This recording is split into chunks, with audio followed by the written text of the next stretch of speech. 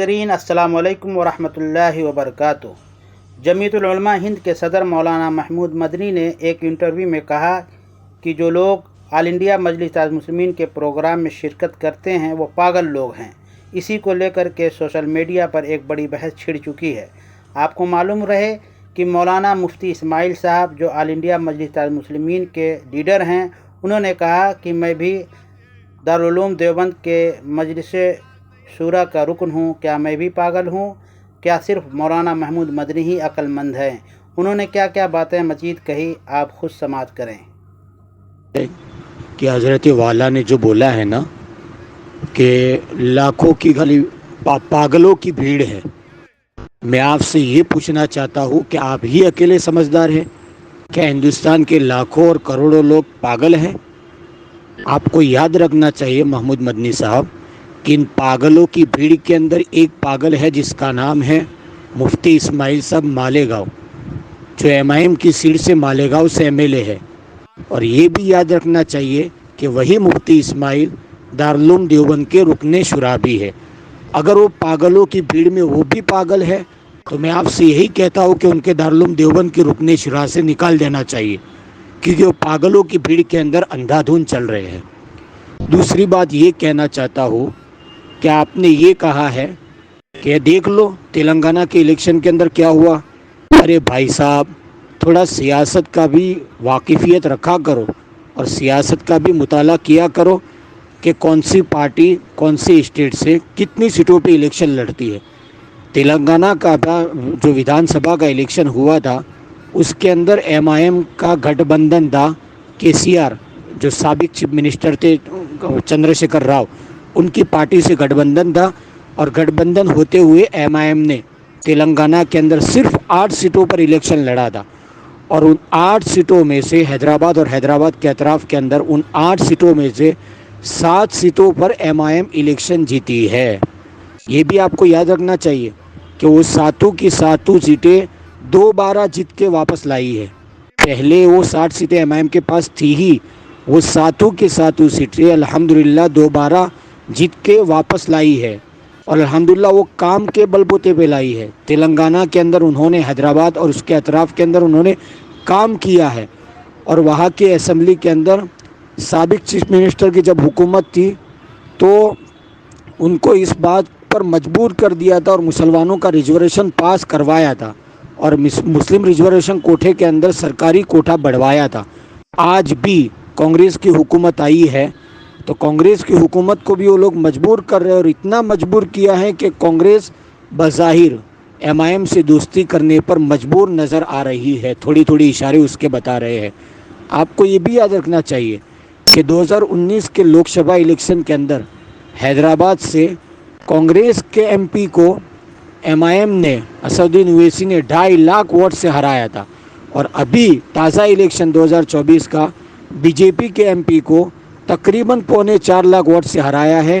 یہ ان کا کام بتا رہا ہے، وہاں کی ان کی مسلم جنتا نے بلکہ مسلمانوں سے زیادہ غیر مسلم لوگ ان کو ووٹ دیتے ہیں ان کے کام کے سلسلے کے اندر۔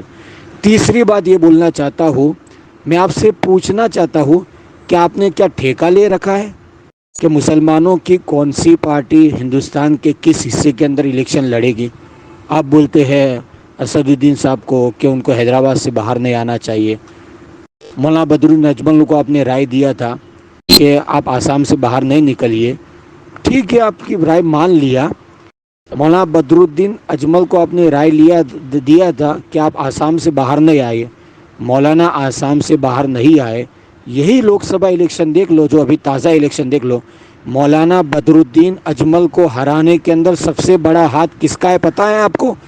اسی کانگریس کا ہے جس کانگریس کے آپ گن گاتے ہو اور جس کانگریس کے آپ تعریف کرتے ہو۔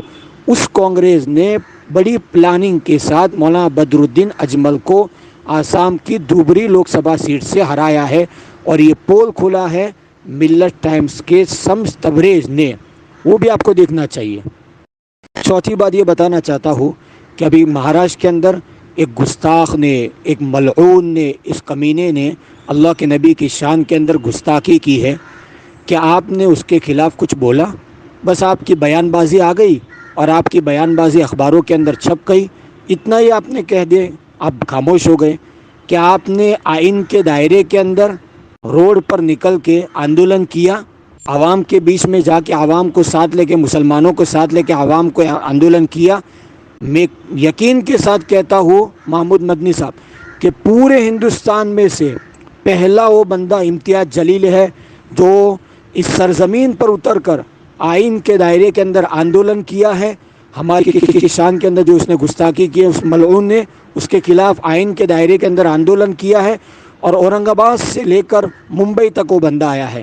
اور ابھی گزشتہ کل ہی جوگیشوری کے اندر اسد بھائی آئے تھے، ان کا پروگرام تھا، چالو بارش کے اندر وہ بندہ چیخ چیخ کے مسلمانوں کو کہہ رہا تھا اس گستاخ کے مخالف اور مہاراشٹر کی حکومت کے مخالف کہ اس کو قانون کے دائرے کے اندر اس کو گرفتار کرنا چاہیے۔ اور پانچویں بات میں آپ کو یہ کہنا چاہتا ہوں کہ ابھی وقف قانون بل جو حکومت لائی ہے، پارلیمنٹ کے اندر ابھی پیش ہونے والا ہے، آپ نے وقف قانون بل کے لیے کچھ کیا کیا؟ کچھ ہمارے بڑے بڑے علماء، اس میں سب سے آگے پیش جو نام ہے مولانا خلیل الرحمن سجاد نعمانی، مسلم پسند لا بورڈ کے صدر ہے مولانا خالد سیف اللہ رحمانی، یہ سارے نام مشہور ہے۔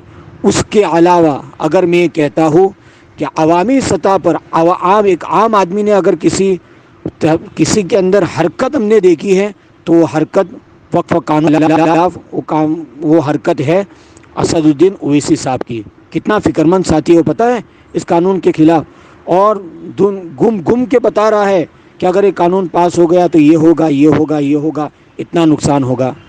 بھائی صاحب برائے کرم ہم آپ کو یہی مشورہ دیتے ہیں کہ آپ خاموش رہے، یہی آپ کے لیے بہتر ہے۔ ہاں، آپ دوسروں کو بولتے ہو نا بھڑکاؤ بھڑکاؤ بھڑکاؤ، یہ انٹرویو میں جو ساحل نے، گودی میڈیا کے چینل نے جو آپ کو بولا ہے نا بھڑکاؤ، اور اس کے جواب میں آپ نے جو بھی بولا ہے، ہاں وہ جب دہرانا الفاظ نہیں چاہتا ہوں، آپ کو میں یہی رائے دیتا ہوں کہ بھڑکاؤ انٹرویو دینا بند کر دو اور بیہودہ انٹرویو دینا بند کر دو۔ آپ کی خاموشی امت کے لیے بہتر ہوگی۔ برائے کرم جو لوگ کام کر رہے ہیں ان کو کام کرنے دو۔ میں آپ سے پوچھنا چاہتا ہوں، بلکہ ہندوستان کے مسلمان یہ پوچھنا چاہتے ہیں، 2012 یا 13 کے اندر آپ سماج وادی پارٹی کی ٹکٹ پر راجیہ سبھا میں گئے تھے، آپ نے یو پی کے مسلمانوں کے لیے کتنا آواز اٹھائی؟ آپ نے یو پی پہ مسلمانوں کے لیے ان 5-6 سالوں کے اندر کتنا کام کیا؟ وہ ہندوستان کے مسلمان یہ جاننا چاہتے ہیں، وہ ڈیٹا بتاؤ آپ۔ اس لیے آخر میں یہی مؤدبانہ درخواست ہے، آپ بڑے ہیں، عزت اور احترام کے ساتھ کہتا ہوں کہ آپ بھڑکاؤ انٹرویو مت دو۔ برائے کرم انٹرویو دینا ہے تو صحیح انٹرویو دیا کرو، یا تو پھر خاموشی آپ کے لیے بہتر ہے۔